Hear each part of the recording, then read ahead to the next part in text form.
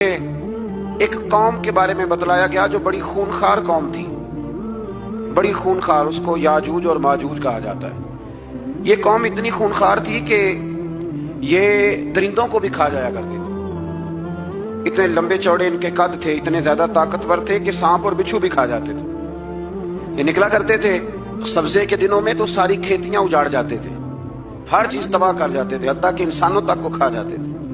تو حضرت ذوالقرنین جب وہاں پہنچے، اللہ تبارک و تعالیٰ نے انہیں ان مظلوم لوگوں کا مددگار بنایا جن پر یاجوج اور ماجوج کی قوم ظلم کرتی تھی۔ انہوں نے آپ سے کہا کہ حضور مہربانی فرمائیں، اس قوم سے تو ہماری جان چھڑائیں۔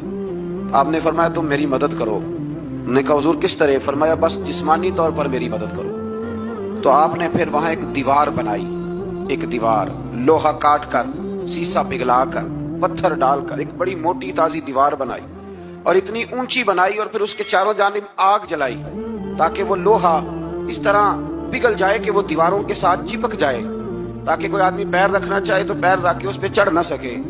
آپ نے وہ دیوار بنائی۔ اب اس قوم کا حال یہ ہوا کہ وہ اس کے اندر قید ہیں، وہ صبح جب اٹھتے ہیں تو اس کو توڑنا شروع کرتے ہیں، توڑتے رہتے ہیں، تو جب شام ہوتی ہے تو ان میں سے ہر روز ایک شخص کہتا ہے اتنی رہنے دو، باقی کل کریں گے۔ لیکن جب وہ سویرے اٹھتے ہیں تو اللہ تعالیٰ اس دیوار کو پھر سے مضبوط فرما دیتا ہے۔ نبی کریم علیہ السلام نے فرمایا قرب قیامت میں ایک وقت آئے گا، قیامت کے قریب جا کے ایک ٹائم ایسا آئے گا کہ اس مخلوق میں سے ہی ایک شخص پکارے گا اور پکار کے کہے گا کہ اب سو جاؤ انشاءاللہ۔ اللہ ان کی زبان پہ جاری کہے گا اب سو جاؤ اور سویرے انشاءاللہ یہیں سے شروع کریں گے۔ تو فرمایا وہ چونکہ انشاءاللہ کہیں گے تو پھر اللہ تبارک و تعالی اگلے دن اس دیوار کو وہیں پہ رکھے گا جہاں رات کو انہوں نے اسے چھوڑا تھا۔ اگلے دن وہ توڑیں گے تو دیوار ساری ٹوٹ جائے گی، اور پھر اللہ تبارک و تعالیٰ کا فضل ہوگا تو مسلمان کی طرف وہ بڑھیں گے، وہ قتل و غارت کریں گے، پھر سے وہی درندگی کریں گے۔ تو پھر حضرت عیسیٰ علیہ السلام ان کے لیے دعا کریں گے۔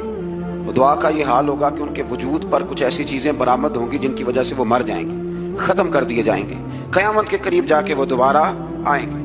اس کے بعد پھر اللہ تبارک و تعالیٰ نے سورہ کہف کی آخری آیات میں 7 سمندر اور ان جیسے اور بھی آ جائیں، فرمایا 7 سمندر ہوں اور ان جیسے اور بھی آ جائیں اور مل کر وہ روشنائی بن جائیں تو میرے رب کے کلمات ختم ہونے سے پہلے سمندر ختم ہو جائیں گے۔ اور آخری آیت میں اللہ تعالیٰ نے فرمایا کہ رسول صلی اللہ تعالی علیہ وسلم آپ کہہ دیجئے کہ میں تمہاری طرح ہی ایک بشر ہوں، انا بشر مثلکم، میں بھی تمہاری طرح ایک۔ اب مثلکم کا بہت سارے لوگوں نے ترجمہ اپنی طرح کا کر لیا ہے، حالانکہ حضور صلی اللہ تعالی علیہ وسلم نے فرمایا کہ بشر ہونے میں تمہاری طرح ہوں، رسول ہونے میں تمہاری طرح نہیں، اللہ کا حبیب ہونے میں تمہاری طرح۔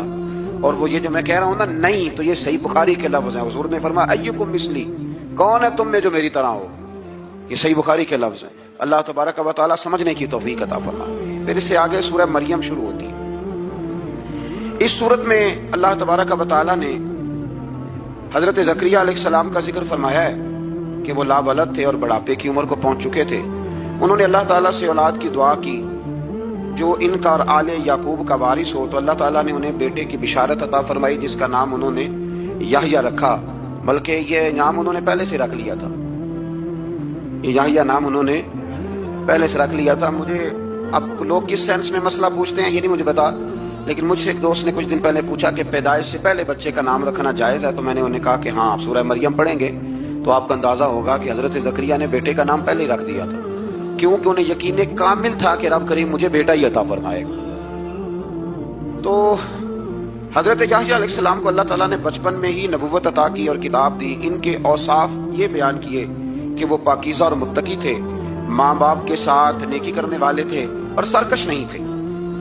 ان پر سلام ہو جب وہ پیدا ہوئے، اور ان پر سلام ہو جب ان کی وفات ہوئی، اور قیامت کے دن جب انہیں اٹھایا جائے گا۔ اس سے معلوم ہوا کہ نبی کریم علیہ السلام پر یا کسی بھی نبی پر سلام بھیجنا، اور اس دن پر سلام بھیجنا جس دن اللہ تعالیٰ نے انہیں پیدا فرمایا ہے، یہ قرآن مجید سے ثابت ہے۔